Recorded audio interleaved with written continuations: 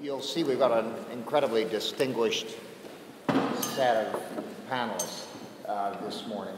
And I thought it might be interesting to get them to firstly introduce themselves, but also just give us a bit of a vignette as to how they got to where they got to and where the key decision points were in their career, and maybe even what they might do differently if they had to do it again.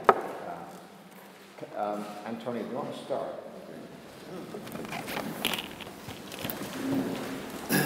Well, I was a pre-medical student at Vanderbilt University and fortunate enough to get a Rhodes Scholarship, and was advised and was put in this direction by a physician named Josh Billings, who was practicing medicine there. And so I came over and did a year of animal physiology.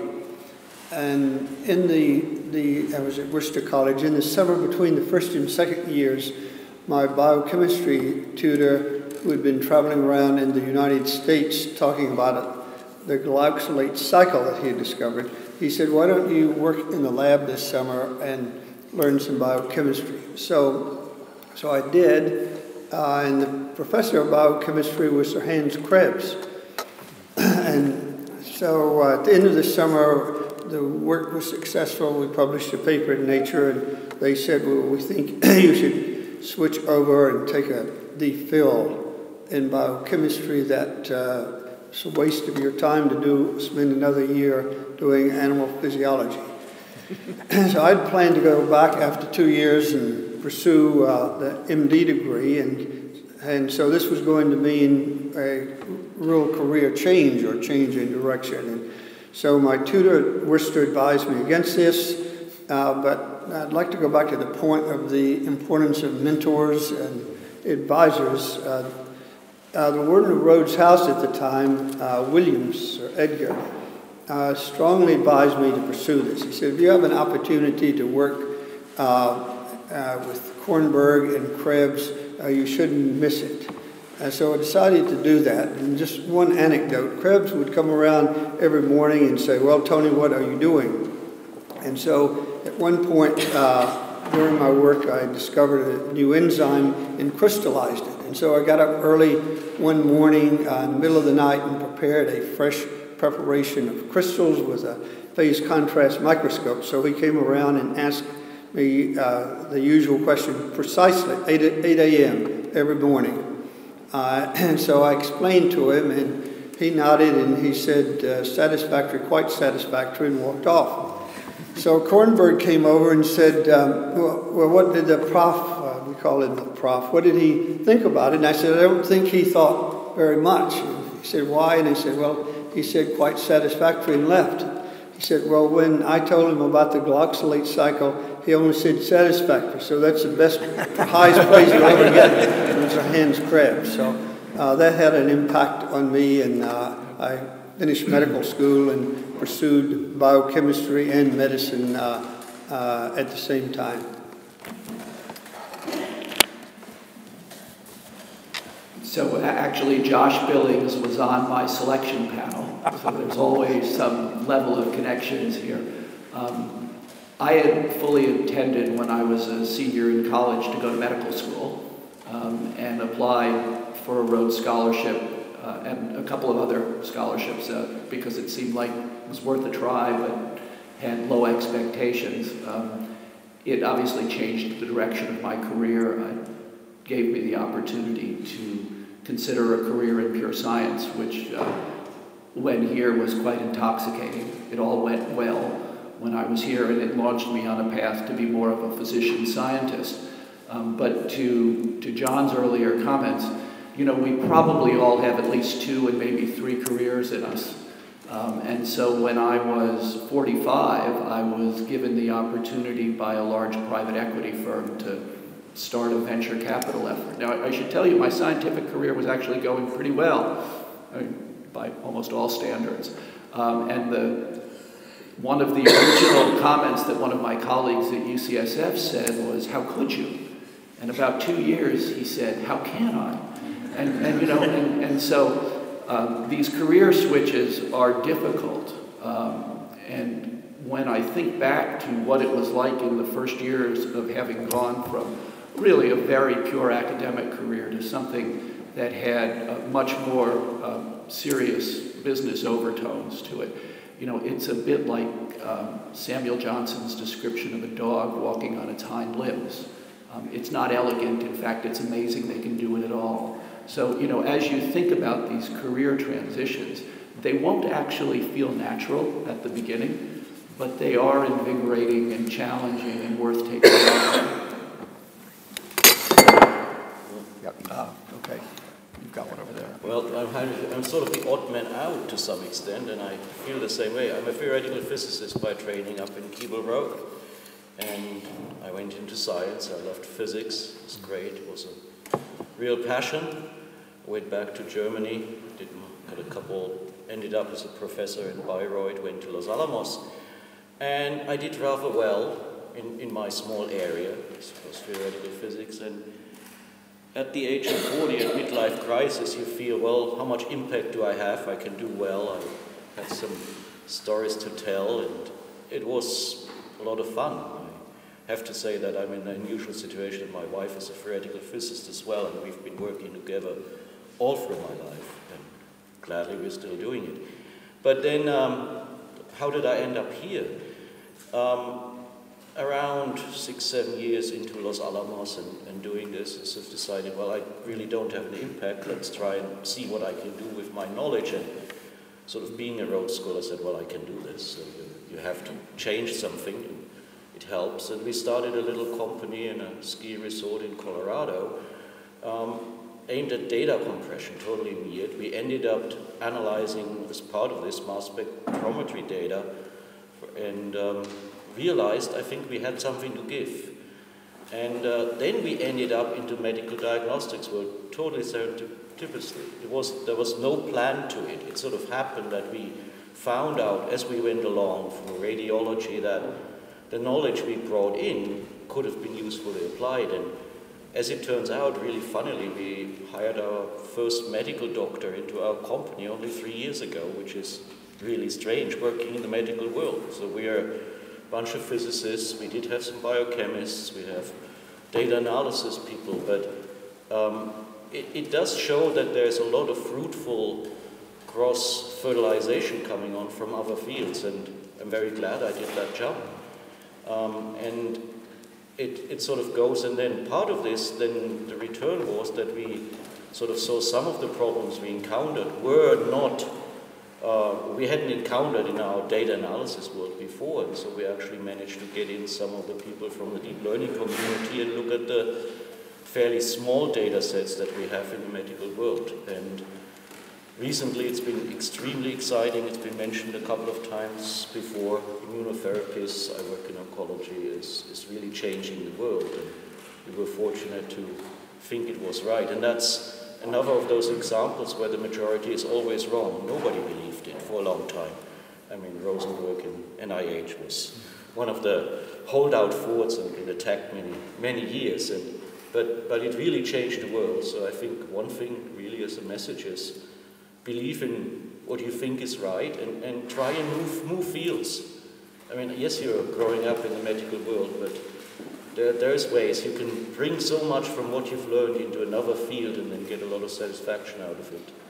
So I did it twice. Going into commercial, I had to learn all those things, and then ending up in this personalized healthcare field. But it's a lot of fun, but it's hard. Carol. Okay, so my name's Aaron Lawrence. My background is somewhat eclectic.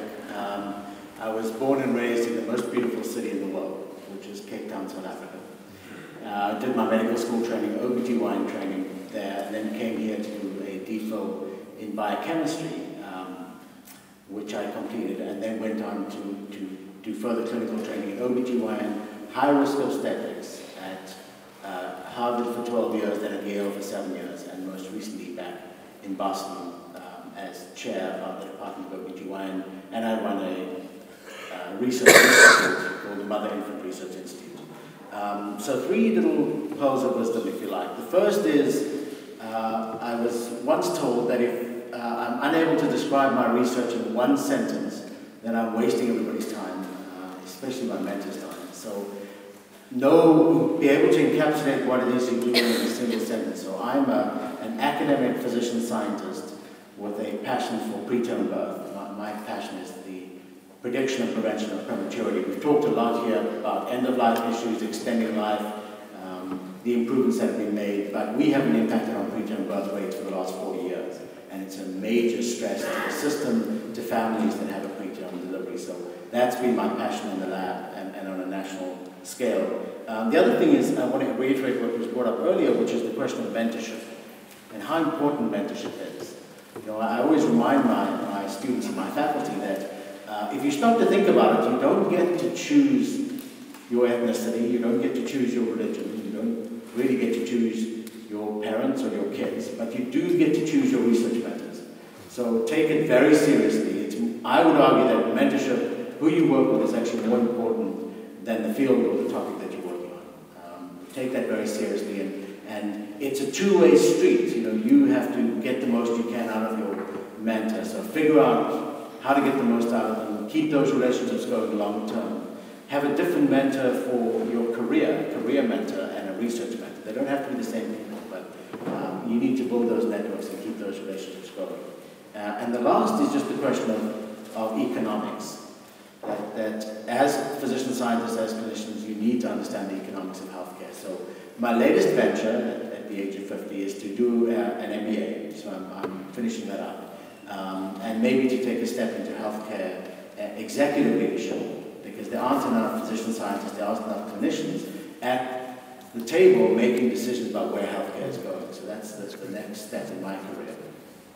But good luck. I think you guys are all starting off on a marvelous track. And use the networking here. I think this is a great weekend. Thank you. Gerald.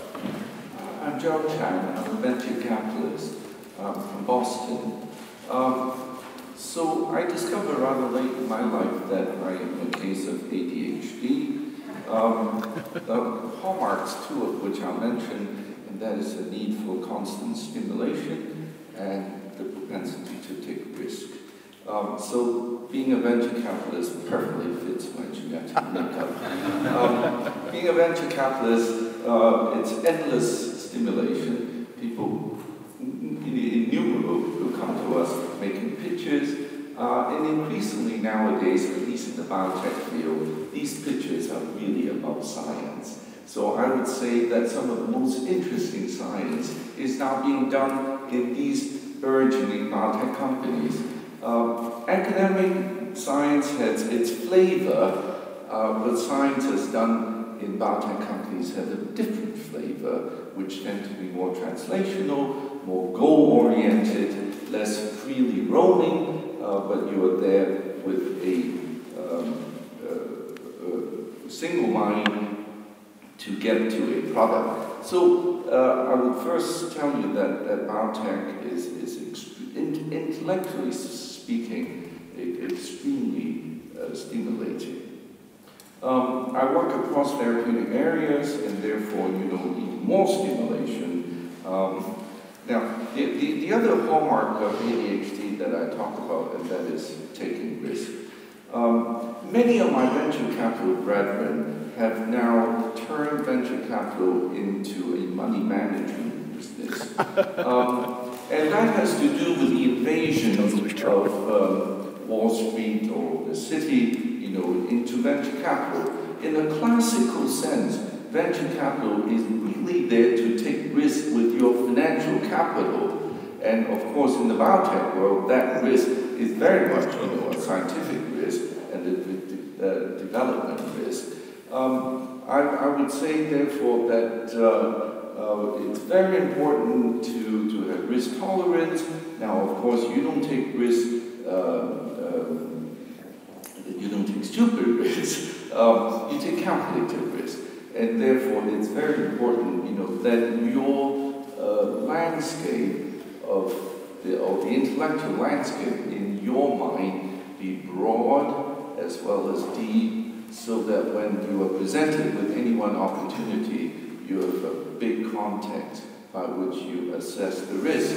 And on top of that, you have to come to your own conclusion. You know, when it comes to taking risks, it's you taking the risk that you choose to take and not you taking somebody else's risk. One of the big mistakes I've made time and time again is to appeal to other third parties, presumably parties of authority, you know, to make my decisions. But ultimately, that tends not to work. You have to be convinced, you have to reason in your own head, or in some instances, simply, you know, matter of instinct, that this is a risk that's worth taking. I'll give you an example, and I'll finish with that. A few years ago, there was one company in immuno-oncology which 3 leading West Coast venture capital firms had invested in, and then jettisoned, taking their money back out. So the company was down on the dumps and scraping by. And when I look at that company and the very limited data that they have, I thought there was a signal there. And I started backing that company. If I had appealed to, those 3 big firms, you know, had just jettisoned this company, why should I invest? Well, I came to my conclusion, make this long story short, I invested at a valuation of $11 million pre-money and 4 years to the date. It IPO at $1.1 billion. So sometimes it does work. But aside from the financial outcome, I'll tell you some of the emails that I received from clinicians who are doing the clinical trials for us. It is so gratifying when you see a drug works. You know, patients for whom, you know, they thought, or the physicians also thought that there were no remedies. For the first time, you know, they feel different. You know, that is most gratifying. Super. Well, look, shall we just, I'm sure you've got some questions to ask this rather illustrious panel. So feel free to fire away, either to individuals or to the panel at large. Let's get some of the scholars involved here, because this is very much for you. Yes.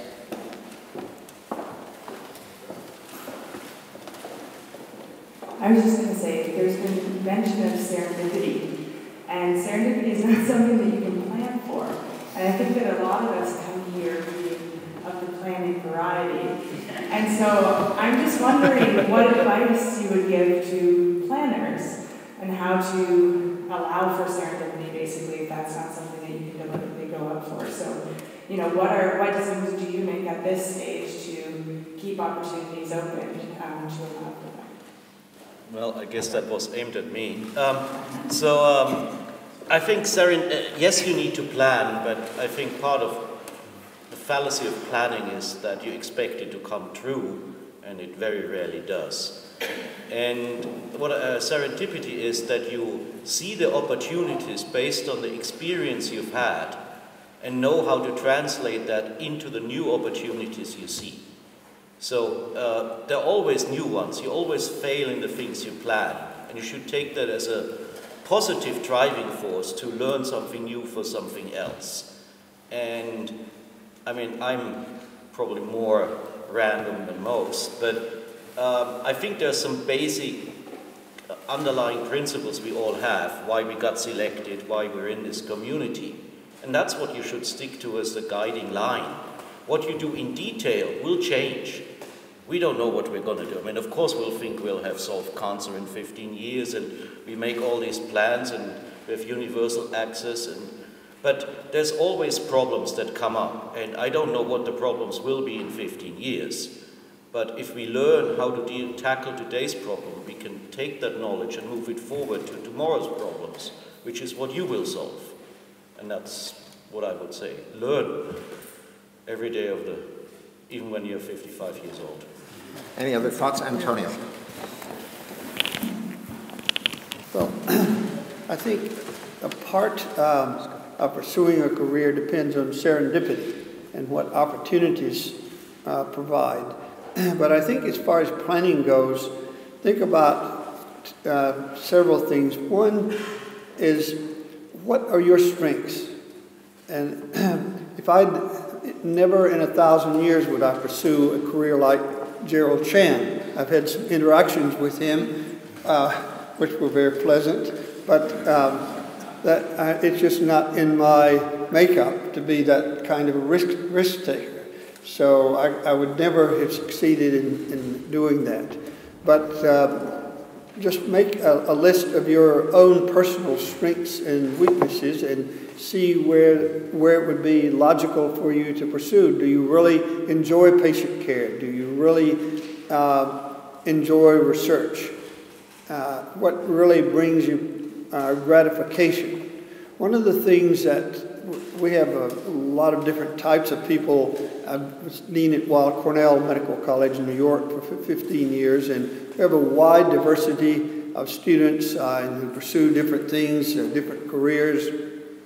One of them was affiliated with the medical school, just launched a new drug from Regeneron after his company had struggled along for 3 decades and then finally hit the jackpot with a new cholesterol treatment.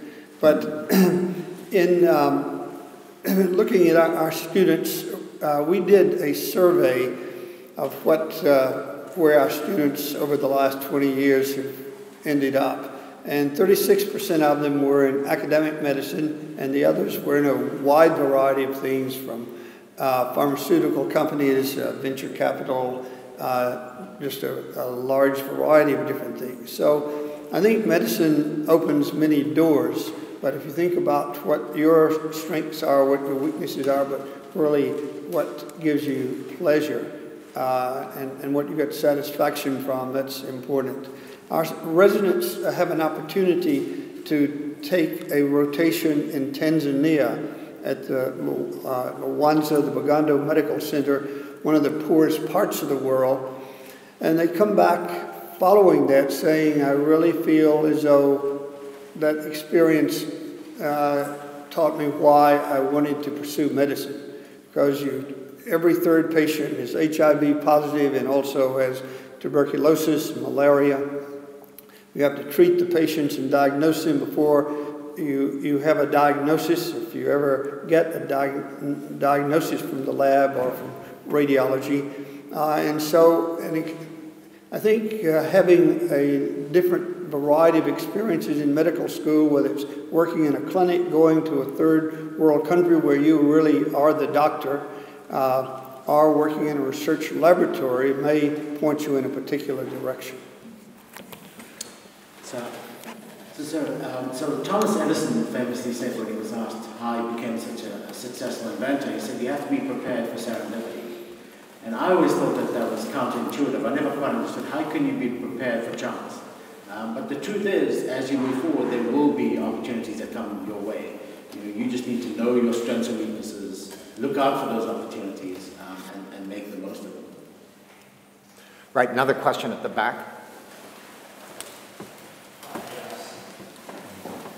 I was wondering, so a lot of you made mid-career switches, and I was wondering if you could elaborate further on how that came about. I know a lot of you were doctors and then jumped into venture capital or the pharmaceutical industry. Did you go actively looking for it, or did it come seeking you? Right? How did that transition specifically happen? Right, far away, Fred, first up. So as I said last night, in my particular case, there were some family issues that changed my direction because I had a need to endow the future of a child who wasn't going to be able to work on her own. But it kind of came to me sort of accidentally. I was working at a startup on a sabbatical and got approached by some folks in a private equity firm, and they suggested that I should give this a try. And frankly, money was an issue at the time, and what they offered me was compensation that was 4x my university salary, and I knew enough math to do the net present value of tenure, and it was a small number compared to what this offered. But the university was also very willing to allow me to continue to have a lab, and sort of said, look, if it doesn't work out, glad to have you come back, and so on. So that made it possible. And, it made me think of a comment that I think is attributed to Churchill, which is that, many folks walk through life, stumble across something interesting, and then have the habit of picking themselves up, dusting themselves off, and walking on as if nothing had happened. And, part of what you should do is when you stumble across something that could be interesting, that could be a chance to change your life, examine it as such and figure out whether it's worth pursuing.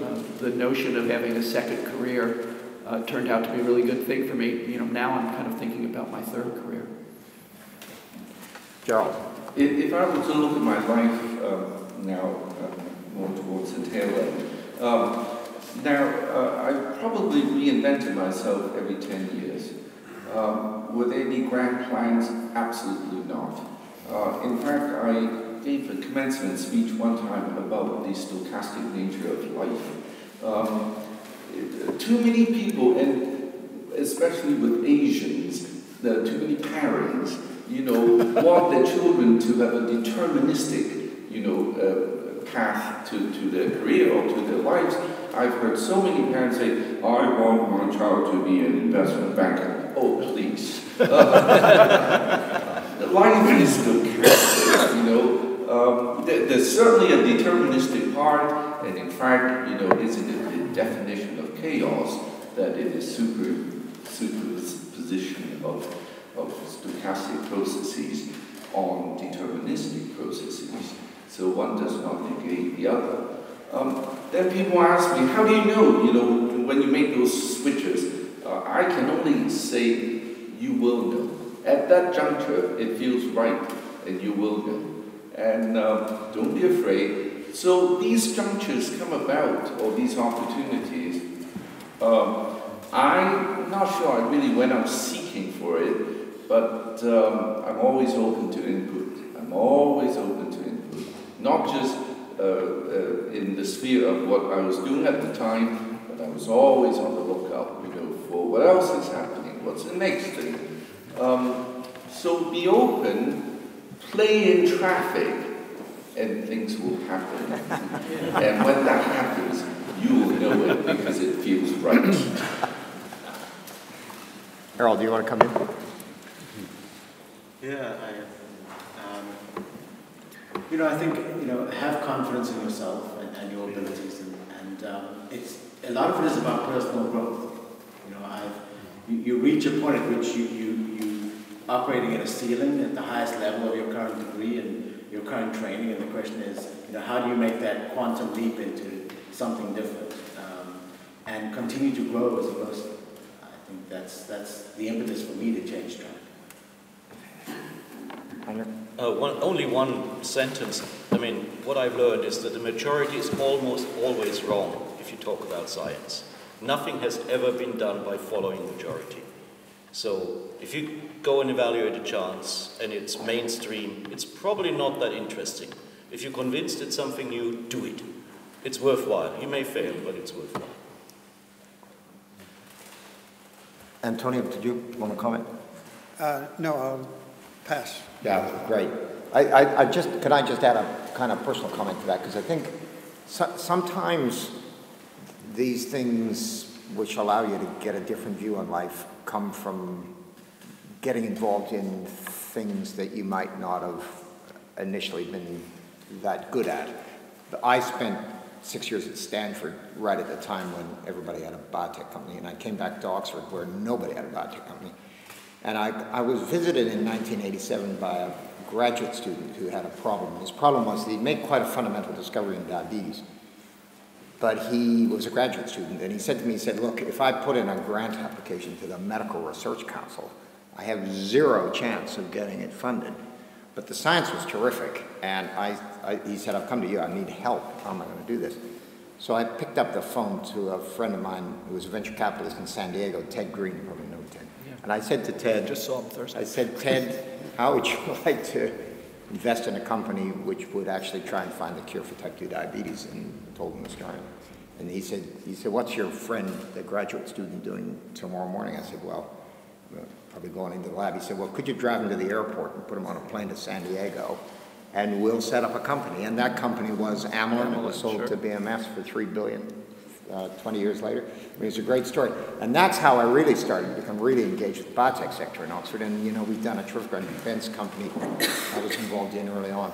Oxygen's been, you know, I've been involved in 4 or 5 biotech companies. So just don't immediately go to the default position was this is never going to work. Take the view that actually this might work and see where you get to. Anyway, another question. I just wanted to ask what are some of the biggest difficulties or challenges you face in your career?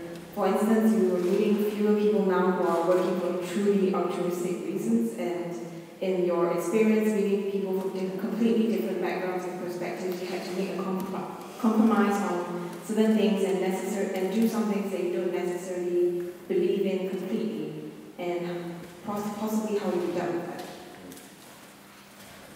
Thoughts?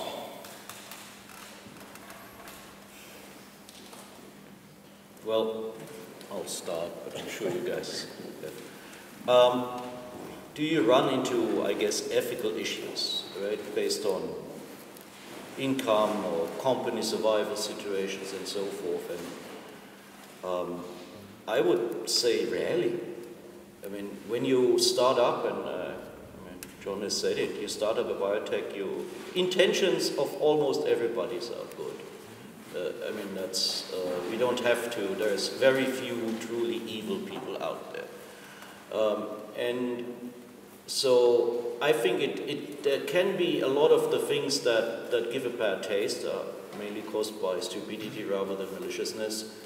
And you watch out for them. And there's always, as my experience, ways to go around them that are ethical, and you can search for them. So yes, there are things that I have seen that I would say are not perfect, but I try not to attribute that to a bad intent. I mean, I think a lot of things are caused by systemic constraints, and you can work on them.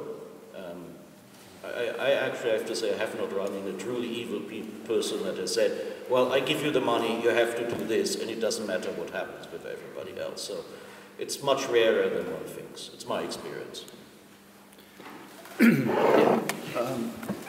My observation is that a lot of the conflicts come when you don't truly understand what everyone's interests are. And so I would encourage you, when you get involved in a new venture, to try and talk to people and understand what they're really optimizing for.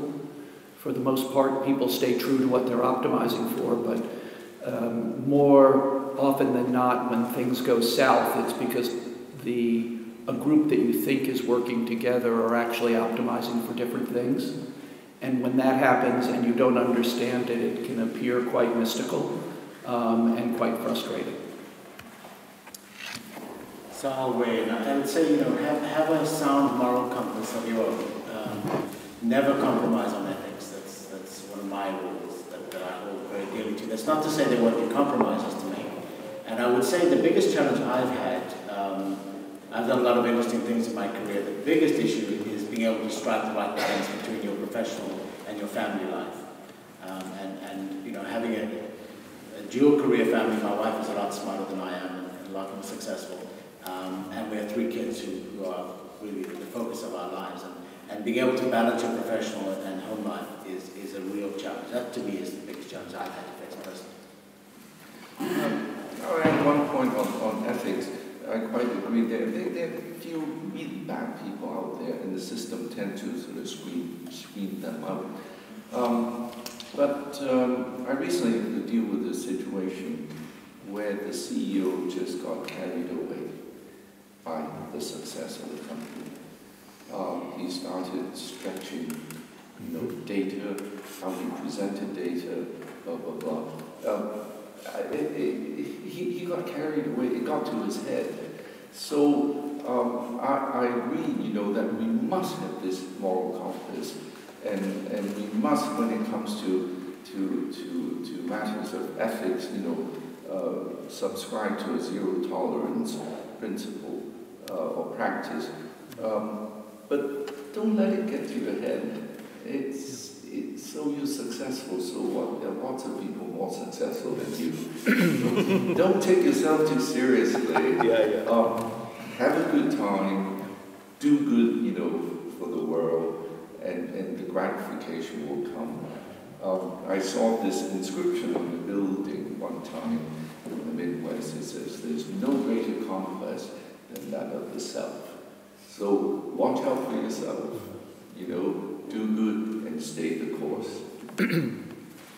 There's another general point, and that is that when you get to the finish line, there's a pretty interesting observation, and that is that most of the people who are really successful turn out to be really nice people. And so then the question was, what happened to those bad eggs along the way? Well, the answer is they usually don't get to the finish line, because it does, you know, it creates, people have memories. They know things that don't work, they remember they don't work. So, you know, it's quite important to remember that, is that, you know, on the whole, the people who go through are the ones who you like to deal with. So anyway, another question, one over here. Yeah. So, yeah, I just wanted to ask, you've been talking a lot about, you know, being able to switch your career and take that sort of quantum leap. And I would ask all of you, sort of, at the end of your careers, what is your next iteration? Ideally, what are you thinking? What, ideally, would you do next? That's a good one. Okay, Tony, you're first up. Well, I'll tell a story. There was a cat named Tom, and Tom would go out and be gone from home for a week or two, and when he would come back, he'd be chewed up and scratched and bitten and bloody, and he'd go off in a corner somewhere and stay there till he recovered enough to go out on another foray. And so finally his owners got fed up with him doing that, and they said, so they had him neutered. So after a time, he went out again, he came back, and on the way back, he ran into his cat friends, and his cat friends said, "Tom, what happened to you?" He said, "You don't have a scratch on you, you look perfectly pristine. What happened?" And he said, "I've become a consultant." So after I retired as dean, I stayed on working as co-chairman of the board of the medical school and professor for a period of time, but then I've become a consultant and really find it very rewarding. I just wanted to go back to the ethical issues for a moment. Whatever area you go into, you're going to run into ethical issues. And there's been a movement for about a decade in the United States to paint anyone in academia who has any connection with industry as unethical. And the conflicts of interest have become such that Medicare posts on a website any contribution more than, I think, $10 that you receive from industry. At any rate, a great deal of the medical progress over the last 50 years has been due to the collaboration between industry and academia. In my own area of cardiovascular disease and statins, for example, virtually every major statin trial has been sponsored by industry and carried out with an academic affiliation. So I think it's important to be aware of conflicts of interest. They are going to exist, but I would encourage you to, if you go into academics, that you can accomplish a lot more in partnership with industry than trying to work in isolation. Fred. Yeah. So one of the comments Gerald made hits home with me, which is that when you work as an institutional investor, increasingly you are asked to homogenize risk in a way that takes away from some of the things that I most love. So, you know, I've told the folks at TPG I've done my last biotech fund. We're about 60% of the way through it. I will probably stay involved in some way with the folks at TPG. but it's my intention to pursue investing in new ideas with a higher risk tolerance. And whether those ideas are for-profit or not for-profit matters a lot less to me now. I remain very committed to innovation. I want to really focus on how one bends the healthcare cost curve, because it's my perception that if we don't solve that problem, we're all done for. And so I would encourage you, as you think about the things that you can do in your career, to keep your eye focused on the way in which we provide health care and the ways in which we can be more efficient at it. Because if we continue to chip away at that, I think the future will be quite bright. Oh well, me again. What am I going to do? I learned in this process for personalized medicine the power of, I wouldn't say very high-level mathematics, but decent-level mathematics that can solve problems, and it's not used enough. It's undoubtedly, in the healthcare system, modern mathematics is used maybe to 1%. There's maybe even less. And I will probably see it as my challenge in the future to get more of that into I mean, it's not just healthcare, it's the biological science in general. There was the start with systems biology, it didn't quite work, but I think now we have the tools that can do this. And I think we're looking at complex systems. We learned a lot in physics, what we can ask and not ask, which is more important for complex systems like a human body or mammalian ecosystem. And I think that's probably what I'm going to be interested in for the next decade. And then I'm old enough to retire. Errol. Okay, so I alluded, I think, earlier to the fact that I've gone back and spent the past 2 years getting an MBA. And learning about the economics of healthcare and trying to impact, I think that point has been made very well. But I have to say, as you move up, so the last 2 years I've written 8 NIH grants, and none of them got funded. Okay, they all came close, none of them got funded, but both of my physician scientists that I supported the lab got funding for 5 years. And I get a lot more pleasure out of that than I do about my own career at this point. So my goal moving forward is to really bring out the best in everyone around me, more so than focusing on my own career. There's a point at which that transition happens. It happens differently for everyone. For those of you who have kids, it becomes very obvious very quickly. I get a lot more pleasure out of my kids. My son right now is a really good, the oldest one is a very good marathon runner. The youngest qualified for the Boston Marathon when he was 17. And, I can't break 5 hours, and he's running 2 hours, 38 minutes. And I get a lot more pleasure out of that. And then he wants back to get me. But so that's been a transition that's happened very slowly over time. And it's something that I think ultimately happens the most. Well, I don't know what I'll do next. I often pinch myself that I'm doing what I'm doing, that I've become a scientist. I'm tickled pink every day. I pinch myself that I'm doing what I'm doing. Now, as I do get older, I'm more interested in doing things that really move the needle. I'm less interested in incremental, doing incremental things. Not that I ever was. But increasingly so, I'm really interested in taking more risks.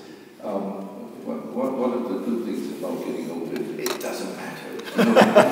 Just take more risk, and you fail, nobody's going to look at you differently. It doesn't matter anymore. So I want to take more risk, do risky things that maybe, NIH funding wouldn't do, or even, venture capitalists wouldn't do. There is the need for people to add capital to take more risk. And I like to keep doing that. We used to have a professor of geriatric medicine here by the name of Grimley Evans, and he used to promote the idea that the older you get, the more dangerous sports you should take up. So that at the time, which actually does make a certain amount of sense, actually. Because if it doesn't go that well, you're not giving up that much at the end. Anyway, any other points or questions? Here we are, right here. Yeah, last question. So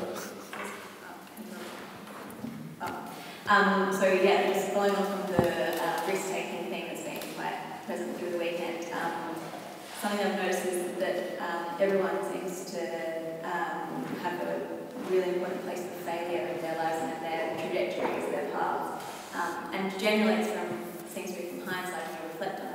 Like that was a really valuable learning opportunity, and actually, everything happens for a reason, that's the thing.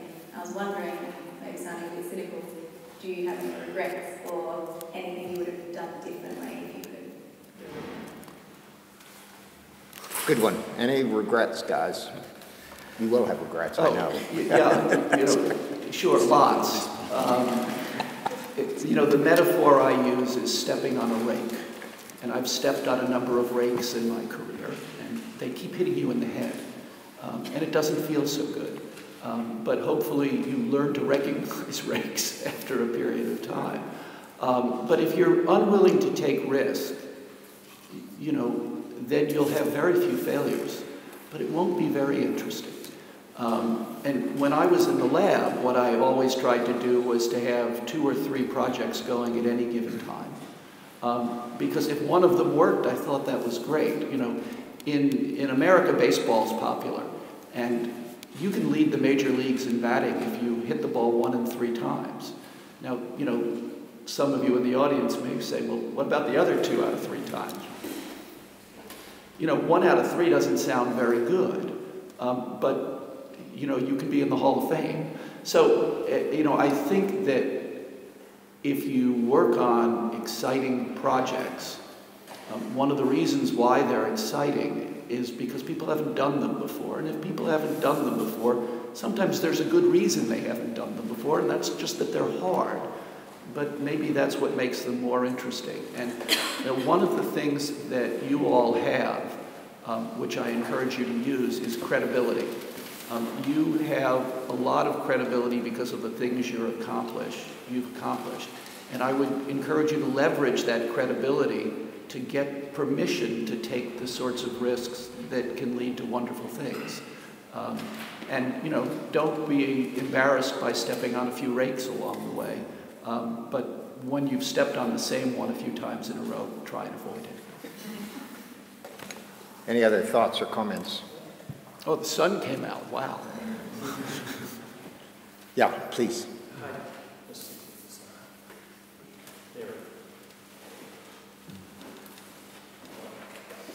Just a point that Sarah brought up about being prepared for serendipity and how you manage it, to Errol's point and Sir John's point about leadership.